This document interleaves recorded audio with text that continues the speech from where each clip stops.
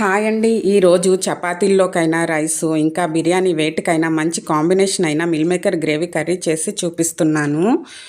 ఒక్క చపాతీ తినేవాళ్ళు 2-3 చపాతీలైనా సరే ఈజీగా ఈ కూరతో లాగించేస్తారు, అంత బాగుంటుంది. ముందుగా ఒక బౌల్ నిండుగా మీల్ మేకర్స్ని తీసుకున్నాను. అదేనండి సోయా చంక్స్. వీటిని మరుగుతున్న నీటిలో వేసి స్టవ్ ఆపేసి 2-3 నిమిషాలు వేడి వాటర్లోనే ఉంచితే మెత్తబడతాయి. అలాగే ఉంచామనుకోండి బాగా మెత్తబడిపోతాయి. కాబట్టి 2-3 నిమిషాలు అయిన తర్వాతే వేడి నీటిని వంచేసి కూల్ వాటర్ వేసి మిల్ మేకర్స్ని కొంచెం పిండేసి తీసుకోవాలి. అలాగే వేడి నీళ్ళలో ఉంచేస్తే చల్లారే వరకు చూస్తే అవి బాగా వాటర్ని సోక్ చేసుకొని మరీ మెత్తగా అయిపోతాయి. తర్వాత ఒక కళాయిలో ఆయిల్ 2 స్పూన్లు వేసుకొని అది వేడైన తర్వాత అందులో ఒక బిగ్ సైజ్ ఆనియన్ని పొడవుగా కట్ చేసుకొని ఆ ముక్కలను వేసుకోవాలి. తర్వాత అందులోనే ఒక అంగుళం అల్లం, 10-12 వెల్లుల్లి రెబ్బలను వేయాలి. ఒక పచ్చిమిర్చిని వేసి పచ్చిదనం పోయే వరకు ఫ్రై చేసుకోవాలి. ఇప్పుడు అందులోనే ఒక టొమాటోని కట్ చేసుకొని వేసి అలాగే 6-7 జీడిపప్పులను కూడా వేసి ఫ్రై చేసుకోవాలి. మరీ ఎక్కువగా ఫ్రై అవ్వక్కర్లేదు, పచ్చి వాసన పోతే చాలు. ఇవన్నీ చల్లారనిచ్చి మిక్సీ జార్లోకి తీసుకొని మెత్తని పేస్ట్లా గ్రైండ్ చేసుకోవాలి.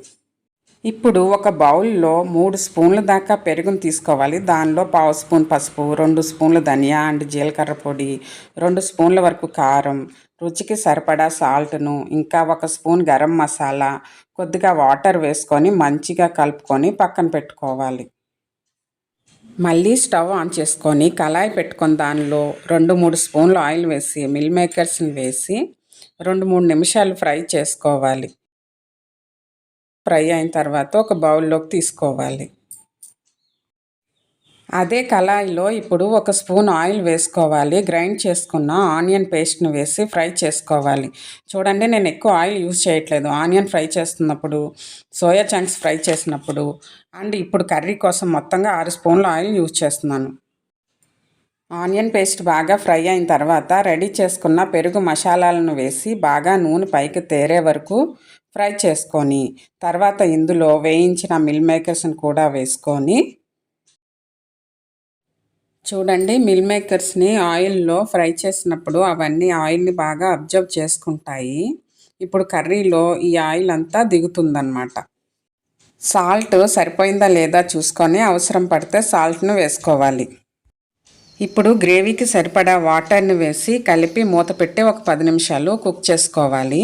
మధ్య మధ్యలో కూర కలుపుతూ ఉండాలి, లేకపోతే అడుగంటుతుంది, అంటే కళాయికి అంటుకొని మాడిపోతుంది అన్నమాట. అందుకే మధ్య మధ్యలో కలుపుతూ ఉండాలి. లాస్ట్లో కొత్తిమీరను వేసి కుక్ చేసుకుంటే ఎంతో ఈజీ అండ్ టేస్టీ అయిన meal maker gravy curry ready అవుతుంది. ఈ కర్రీకి కాంబినేషన్గా చపాతీలను చేస్తున్నాను. ఈ చపాతీలు మిల్ మేకర్ కూర చాలా బాగుంటుంది. మీరు ఒకసారి ట్రై చేయండి. రెసిపీ నచ్చినట్లయితే నా ఛానల్ను సబ్స్క్రైబ్ చేసుకోండి, అలాగే షేర్ కూడా చేయండి. ఓకే అండి, మరో న్యూ రెసిపీతో మళ్ళీ కలుద్దాం. అంతవరకు బాయ్.